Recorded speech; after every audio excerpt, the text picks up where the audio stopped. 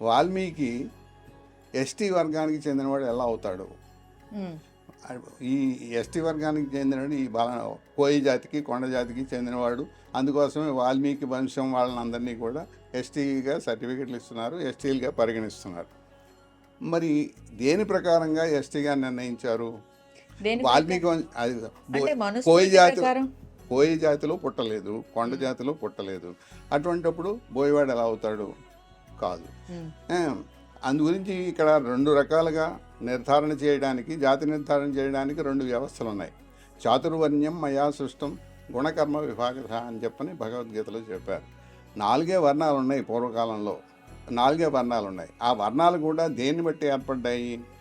వాళ్ళ యొక్క గుణాలను బట్టి, వాళ్ళ యొక్క కర్మలను బట్టి ఏర్పడ్డాయి. కర్మలంటే ఈ పనులు కాదు, వృత్తులు కాదు. వృత్తి వేరు, కర్మ వేరు. అందు గురించి వాళ్ళ యొక్క తేడా ఉందండి. కర్మ అంటే వాళ్ళ విధి విహితమైనటువంటి చేయవలసినది, వారు చేయవలసినటువంటి వేదం ఏ పనులు చేయాలని చెప్పిందో ఆ పనులు చేసేటువంటి ఆ పనుల్ని కర్మ అంటారు. అందుకోసమే కర్మయోగం అంటారు. అందు గురించి వృత్తి అంటే వాళ్ళు పొట్టపోసుకోవడం కోసం చేసేటువంటి దాన్ని వృత్తి అంటారు. ఇది వృత్తి, అది ప్రవృత్తిని వాస్తవంగా చెప్పాలంటే.